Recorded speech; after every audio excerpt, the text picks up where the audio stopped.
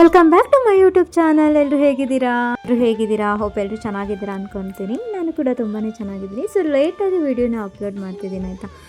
ನಾನು ಅಮ್ಮನ ಊರಿಗೆ ಹೊರಟಿದ್ದೆ. ಸೊ ನಾನು ನಮ್ಮ ಮನೆಯವರು ಹಾಗೆ ಮಕ್ಕಳು ಕೂಡ ಹೊರಟಿದ್ವಿ. ಸೊ ಹಾಗೆಯೇ ಹಾಸನಿಂದ ಗೊರೂರಾದಮೇಲೆ ಅರ್ಕಲ್ಗೋಡು, ಹಾಗೆಯೇ ರಾಮನಾಥ್ಪುರ ಆಯಿತಾ.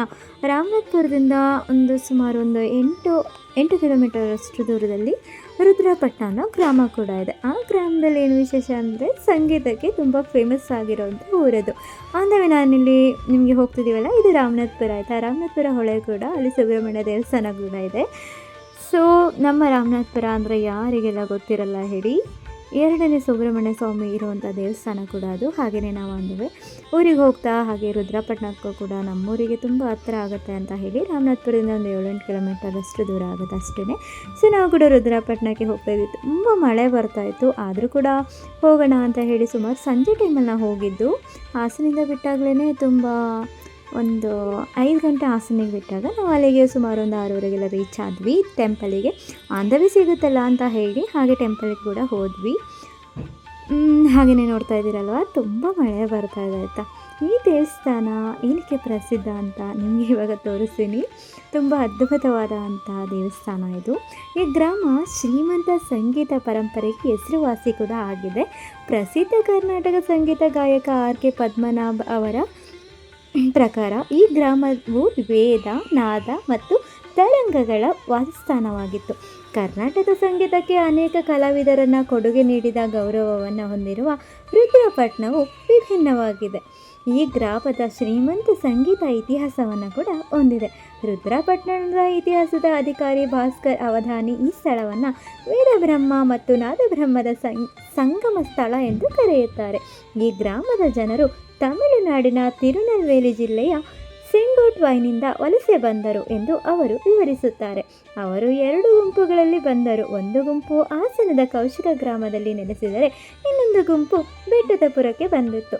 ಅಲ್ಲಿಂದ ಜನರು ಕಾವೇರಿ ನದಿಯ ದಡದಲ್ಲಿ ವಾಸಿಸಲು ಪ್ರಾರಂಭಿಸಿದರು ಮತ್ತು ಅಂತಹ ಒಂದು ಗ್ರಾಮವು ರುದ್ರಪಟ್ಟಣವಾಗಿ ರೂಪುಗೊಂಡಿತು. ಸಂಕೇತಿಗಳು ಅವರು ತಿಳಿದಿರುವಂತೆ ವೇದಗಳು ಮತ್ತು ಸಂಗೀತವನ್ನು ಅಭ್ಯಾಸ ಮಾಡುತ್ತಾ ಇದ್ದರು.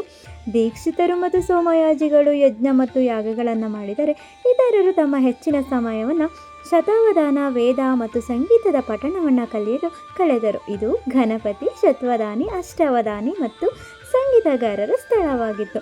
ಈ ಗ್ರಾಮದ ಚೆನ್ನಕೇಶವ ದೇವಾಲಯವು 1000 ವರ್ಷಗಳು ಹಳೆಯದು. ಇದರ ಸಮಕಾಲೀನ ಸಂಗೀತಗಾರರಂತೆ ಈ ಗ್ರಾಮದ ಸಂಗೀತಗಾರರು ರಾಜಾಶ್ರಯ ಅಂದರೆ ರಾಜಮನೆತನದಂಥ ಪ್ರೋತ್ಸಾಹ ಬಯಸಲಿಲ್ಲ ಎಂದು ಹೇಳಲಾಗುತ್ತದೆ. ರುದ್ರಪಟ್ಟಣದ ಪ್ರಸಿದ್ಧ ಸಂಗೀತಗಾರ ಆರ್.ಕೆ. ಪದ್ಮನಾಭ ಅವರು ಪ್ಲೇಗ್ ನಂತರ ಗ್ರಾಮವನ್ನು ಸಾಮೂಹಿಕವಾಗಿ ತೊರೆದರು ಎಂದು ಹೇಳಲಾಗುತ್ತದೆ. ಕರ್ನಾಟಕದಲ್ಲಿ ಪ್ರಸ್ತುತ ಪ್ರದರ್ಶನ ನೀಡುತ್ತಿರುವ ಕರ್ನಾಟಕ ಸಂಗೀತಗಾರರಲ್ಲಿ ಸುಮಾರು 60% ಜನರು ರುದ್ರಪಟ್ಟಣದವರು ಎಂದು ಅವರು ಹೇಳುತ್ತಾರೆ.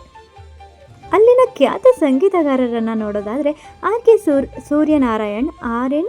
ತ್ಯಾಗರಾಜನ್ ಮತ್ತು ಆರ್.ಎನ್. ತಾರಾನಾಥನ್ ರುದ್ರಪಟ್ಟಣದ ಬ್ರದರ್ಸ್ ಎಂದು ಕರೆಯುತ್ತಾರೆ. R K. Raghavan, R K. Prakash, R K. Prasannakumar, R K. Padmanabh, R S. Ramakant, R N. Srilatha ಮತ್ತು ರತ್ನಮಾಲಾ ಪ್ರಕಾಶ್ ಪ್ರಸಿದ್ಧ ಲಘು ಸಂಗೀತ ಕಲಾವಿದರು. ಆರ್.ಪಿ. ಪ್ರಶಾಂತ್ ಮತ್ತು ಆರ್.ಪಿ. ಪ್ರಮೋದ್ ಕಾರ್ಯಕರ್ತರಾದ ರುದ್ರಪಟ್ಟಣದ ಸಹೋದರರು. ತಮಗಾಗಿ ಗೂಡು ಈ ಹಳ್ಳಿಯಿಂದ ಬಂದವರು. ಆರ್.ಕೆ. ಕೃಷ್ಣಶಾಸ್ತ್ರಿ ಮತ್ತೊಬ್ಬ ಪ್ರಸಿದ್ಧ ಗಾಯಕ ಮತ್ತು ಹರಿಕಥೆ ವಿದ್ವಾನ್ ರುದ್ರಪಟ್ಟಣದವರು. ತಿಮ್ಮಪ್ಪ ಎಂದೇ ಜನಪ್ರಿಯವಾಗಿರೋ ವೆಂಕಟರಾಮಯ್ಯ ಪ್ರಸಿದ್ಧ ವೀಣಾ ವಿದ್ವಾನ್ ಅವರು ಕೇದಾರಗೌಡ ರಾಗದಲ್ಲಿ ತಮ್ಮ ವಿರಿಭವನಿ ವರ್ಣಕ್ಕೆ ಹೆಸರುವಾಸಿಯಾಗಿದ್ದಾರೆ. ಶತಾವಧಾನಿ ವೆಂಕಟರಾಯ ಮತ್ತೊಂದು ಜನಪ್ರಿಯ ವೀಣಾ ವಿದ್ವಾನ್. ವೀಣೆ ಶಾಮಣ್ಣ, ವೀಣೆ ಶ್ರೀಕಂಠಯ್ಯ, ವೀಣೆ ರಂಗನಾಥ್ ಮತ್ತು ದಂತಕಥೆಯ ವೀಣೆ ಸುಬ್ಬಣ್ಣ ಅವರ ಶಿಷ್ಯರಾದ ಆರ್.ಎಸ್. ಶಿವಮೂರ್ತಿ ಎಲ್ಲರೂ ರುದ್ರಪಟ್ಟಣದವರು. ಸಂಗೀತ ವಿಮರ್ಶಕ ಮೈಸೂರು ವಿ.ವಿ. ಸುಬ್ರಹ್ಮಣ್ಯ ಅವರು ಈ ಗ್ರಾಮವು ವೀಣೆ, ರಂಗಶಾಸ್ತ್ರಿ ಸೇರಿದಂತೆ ಹಲವಾರು ಸಂಗೀತಗಾರರು ಮತ್ತು ವಿದ್ವಾಂಸರನ್ನು ಉತ್ಪಾದಿಸಿದೆ ಎಂದು ಗಮನಿಸಿದ್ದಾರೆ. ಅವರು ಮೈಸೂರು ಅರಮನೆಯಲ್ಲಿ ಆಸ್ಥಾನ ಸಂಗೀತಗಾರರ ಆಸ್ಥಾನವನ್ನು ಪಡೆದಿದ್ದರು. ಮೊದಲಿಗೆ ಕನಕದಾಸರು, 2ನೇದಾಗಿ ವಾದಿರಾಜರು, 3ನೇದಾಗಿ ಪುರಂದರದಾಸರು, ಹಾಗೆ ಎಲ್ಲದಕ್ಕೂ ಎಲ್ಲ ವಿದ್ಯೆಯನ್ನು ಕಲಿಯೋದಕ್ಕೆ ಅಧಿಪತಿಯಾಗಿರುವಂತಹ ನಮ್ಮ ಸರಸ್ವತಿ ದೇವಿ ಅವರ ಕೂಡ ಮಧ್ಯದಲ್ಲಿ ನೆಲೆಸಿರ್ತಾರೆ. ಹಾಗೆ ಬಲಭಾಗದಲ್ಲಿ ತ್ಯಾಗರಾಜರು ಮತ್ತು ಮುತ್ತುಸ್ವಾಮಿ ದೀಕ್ಷಿತರು ಕೂಡ ಹಾಗೆಯೇ ಮತ್ತೊಬ್ಬ ವಿದ್ವಾಂಸರಾದಂಥ ಶ್ಯಾಮಶಾಸ್ತ್ರಿ ಅವರ ಚಿತ್ರಗಳನ್ನು ಇಲ್ಲಿ ಅದ್ಭುತವಾಗಿ ನೋಡಲು ಇಷ್ಟಪಡುವಂತಹ ಮನಸ್ಸಿಗೆ ಹಿತ ನೀಡುವಂತಹ ದೇವಸ್ಥಾನ ಇದಾಗಿದೆ. ಹಾಗೆಯೇ ಅಲ್ಲಿ ಒಂದೊಂದು ಬಾಕ್ಸ್ಗಳನ್ನ ಇಟ್ಟು ಸ್ವಿಚ್ಚನ್ನು ಕೂಡ ಇಟ್ಟಿದ್ದಾರೆ. ಅಲ್ಲಿ ನಾವು ಯಾವುದನ್ನೇ ಸ್ವಿಚ್ ಆನ್ ಮಾಡಿ ಅಲ್ಲಿ ಒಂದೊಂದು ಅಕ್ಷರಗಳನ್ನ ಬರೆದಿರ್ತಾರೆ. ಆ ಅಕ್ಷರದ ಮೇಲೆ ನಾವೇನಾದರೂ ಪ್ರೆಸ್ ಮಾಡಿದ್ರೆ ಆವಾಗ ನಮಗೆ ಆ ಪ್ರತಿಯೊಬ್ಬ ಸಂಗೀತಗಾರರ ಜೀವನದ ಇತಿಹಾಸದ ಜೀವನ ಚರಿತ್ರೆಗಳನ್ನು ಅಲ್ಲಿ ಹೇಳಲಾಗುತ್ತದೆ. ತುಂಬ ಅದ್ಭುತವಾಗಿದೆ ಆಯಿತಾ. ನೀವು ಕೂಡ ಯಾರೆಲ್ಲ ಒಮ್ಮೆ ನಮ್ಮ ರಾಮನಾಥಪುರದ ರುದ್ರಪಟ್ಟಣದಲ್ಲಿ ನೆಲೆಸಿರುವಂತಹ ಸಂಗೀತ ಗ್ರಾಮದ ಅಧಿದೇವತೆ ಆಗಿರುವಂಥ ಸರಸ್ವತಿ ದೇವಿ, ಹಾಗೆ ಪುರಂದರದಾಸರು, ಕನಕದಾಸರು, ವಾದಿರಾಜರು, ತ್ಯಾಗರಾಜರು ಇವರುಗಳನ್ನೆಲ್ಲ ನೀವು ಒಂದೇ ಕಡೆಯಲ್ಲಿ ನೋಡಬಹುದಾದಂತಹ ಸುಂದರ ತಾಣವಾದಂತಹ ನಮ್ಮ ಸಂಗೀತ ಗ್ರಾಮಕ್ಕೆ ದಯವಿಟ್ಟು ಯಾರೆಲ್ಲ ಬಂದಿಲ್ಲ ಒಮ್ಮೆ ಬನ್ನಿ, ನಿಮಗೂ ಕೂಡ ತುಂಬಾ ಹಿತ ಅನಿಸುತ್ತೆ. ಹಾಗೆ ನಾನು ಕೂಡ ಮುತ್ತುಸ್ವಾಮಿ ದೀಕ್ಷಿತ್ ಅವರ ಒಂದು ಸ್ವಿಚ್ಚನ್ನು ಆನ್ ಮಾಡಿ ಆ ಅಕ್ಷರದ ಮೇಲೆ ಪ್ರೆಸ್ ಮಾಡಿದೆ. ಅವರ ಸಂಪೂರ್ಣ ಜೀವನದ ವಿವರಣೆಯನ್ನು ಅಲ್ಲಿ ನೀಡಲಾಗುತ್ತದೆ. ಸೊ ಹಾಗಾಗಿ ಅಲ್ಲಿರುವಂಥ ಪುರೋಹಿತರು ಕೂಡ ತುಂಬ ಚೆನ್ನಾಗಿ ಪೂಜೆನ ಮಾಡಿಕೊಟ್ರು. ಹಾಗೆಯೇ ಅದ್ರ ಬಗ್ಗೆ ವಿವರಣೆನ ಕೂಡ ಕೊಟ್ಟರು. ಅಲ್ಲಿ ಸಂಗೀತ ಸ್ವರ ಎಲ್ಲ ಇತ್ತಲ್ಲ, ಸೊ ಹಾಗಾಗಿ ಅವರು ಮಾತಾಡಿದ್ದು ಸ್ವಲ್ಪ ನನಗೆ ಕೇಳಿಸ್ತಿರ್ಲಿಲ್ಲ ವಾಯ್ಸು ಸರಿಯಾಗಿ. ಯಾಕೆಂದರೆ ಅಲ್ಲಿನ ಹೋದ ತಕ್ಷಣ ಅಲ್ಲಿ ನಮಗೆ ಸಂಗೀತ ಸ್ವರ ಎಲ್ಲ ಕೇಳಿಸ್ತಾ ಇತ್ತು. ಹಾಗಾಗಿ ಅವರು ಮಾತಾಡಿದ್ದು ಸ್ಪಷ್ಟವಾಗಿ ಕೇಳಿಸ್ತಿರ್ಲಿಲ್ಲ. ಹಾಗಾಗಿನೇ ನಾನು ಅದನ್ನು ಮ್ಯೂಟ್ ಮಾಡಿ ನಾನು ಎಷ್ಟು ಟೈಪ್ ಮಾಡಬೇಕು ಅಷ್ಟು ಮಾತ್ರ ಟೈಪ್ ಮಾಡಿದ್ದೀನಿ. ನನ್ನ ಓನ್ ವಾಯ್ಸಲ್ಲಿ ನನಗೆ ಏನು ಅನ್ನಿಸ್ತು ಆ ದೇವಸ್ಥಾನದ ಬಗ್ಗೆ ಅದರ ಸಂಪೂರ್ಣವಾದ ವಿಶ್ಲೇಷಣೆನ ನಿಮ್ಮ ಮುಂದೆ ಹಂಚ್ಕೊಳ್ತಾ ಇದ್ದೀನಿ. ಹಾಗೆ ಕೂಡ ನಾನು ಮಂಗಳಾರತಿನ ಕೂಡ ತೊಗೊಂಡು ಕುಂಕುಮ ಕೂಡ ಇಟ್ಕೊಂಡೆ. ಹಾಗೆ ಪಕ್ಕದಲ್ಲೂ ಕೂಡ ತುಂಬ ಚೆನ್ನಾಗಿರುವಂತಹ ಮಂಟಪ ಇದೆ. ಯಾರೆಲ್ಲ ಇನ್ನೂ ಒಮ್ಮೆ ಹೋಗಿ ವಿಸಿಟ್ ಮಾಡಿಲ್ಲ ದಯವಿಟ್ಟು ವಿಸಿಟ್ ಮಾಡಿ. ಯಾಕೆಂದರೆ ಸಂಗೀತ ಅಂದರೆ ಕೇಳೋದಕ್ಕೆ ಇಂಪಾಗುವಂತಹ ಏನೇ ಮನಸ್ಸಲ್ಲಿ ಏನೇ ಗೊಂದಲ ಇದ್ದರೂ ಏನೇ ಮನಸ್ಸಲ್ಲಿ ನೋವುಗಳಿದ್ರೂ ಕೂಡ ಸಂಗೀತನ ಕೇಳಿದ ತಕ್ಷಣ ನಮಗೆ ಹಿತ ಅನಿಸುತ್ತಲ್ವ. ಹಾಗೆಯೇ ಈ ದೇವಸ್ಥಾನಕ್ಕೆ ಒಮ್ಮೆ ವಿಸಿಟ್ ಮಾಡಿ ನಿಮ್ಮ ಅನುಭವನ ಶೇರ್ ಮಾಡ್ಕೊಳ್ಳಿ ಅಂತ ಹೇಳ್ತಾ ಇದ್ದೀನಿ. ನೋಡಿ ಎಷ್ಟು ಅದ್ಭುತವಾಗಿದೆ ಅಲ್ವಾ. ನಿಮಗೆ ಸಂಗೀತದ ಬಗ್ಗೆ ಹಲವಾರು ಸಂಗೀತ ವಿದ್ವಾಂಸರುಗಳನ್ನು ನೋಡಿದ್ದೀವಿ. ಹಾಗೆ ಅವರ ಕೇಳೋದಕ್ಕೆ ಎಷ್ಟು ಹಿತ ಅನಿಸುತ್ತಲ್ವ. ಹಾಗೆ ಪಕ್ಕದಲ್ಲಿರೋ ಮಂಟಪಕ್ಕೆ ಕೂಡ ಹೋಗ್ತಾ ಇದ್ದೀವಿ. ಒಮ್ಮೆ ವಿಸಿಟ್ ಮಾಡಿ, ಓಕೆನಾ.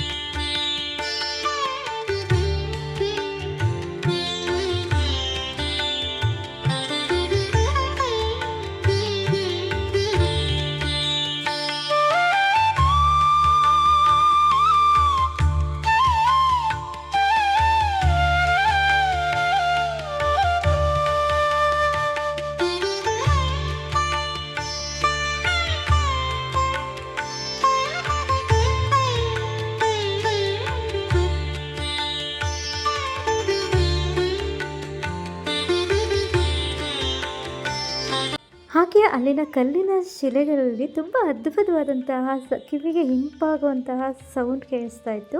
ಹಾಗೆಯೇ ನಾವು ಅಲ್ಲಿ ಒಂದೊಂದೇ ಕಂಬನ ಟಚ್ ಮಾಡ್ತಾ ಬರ್ತಾಯಿದ್ವಿ. ಹಾಗೆಯೇ ನನ್ನ ಮಗ ಕೂಡ ಟಚ್ ಮಾಡ್ತಾ ಇದ್ದ. ಇಬ್ಬರು ಕೂಡ ನಾನು ಮಾಡ್ತೀನಿ ಅಂತ ಹೊಡೆದಾಡ್ತಾಯಿದ್ರು. ಹಾಗೆಯೇ ಅವನು 2 ಸರ್ತಿ ಆ ಥರ ಸೌಂಡ್ ಮಾಡ್ತಿದ್ದ. ತುಂಬ ಹಿತ ಅನಿಸ್ತಿತ್ತು ಕೇಳಲಿಕ್ಕೆ.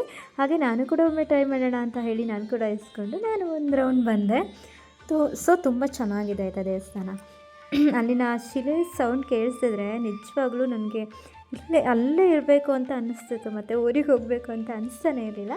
ಅಷ್ಟು ಅದ್ಭುತವಾದ ಸೌಂಡು ನಮಗೆ ಬರ್ತಾ ಇತ್ತು.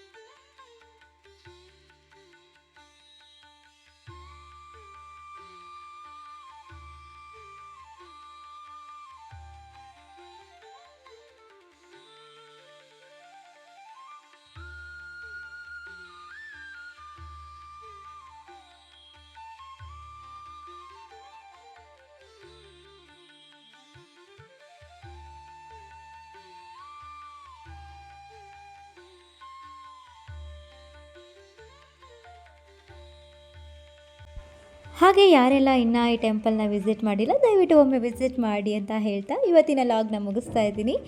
ದಯವಿಟ್ಟು ಯಾರೆಲ್ಲ ಇನ್ನೂ ಸಬ್ಸ್ಕ್ರೈಬ್ ಮಾಡಿಲ್ಲ ದಯವಿಟ್ಟು ಸಬ್ಸ್ಕ್ರೈಬ್ ಮಾಡಿ ಸಪೋರ್ಟ್ ಮಾಡಿ.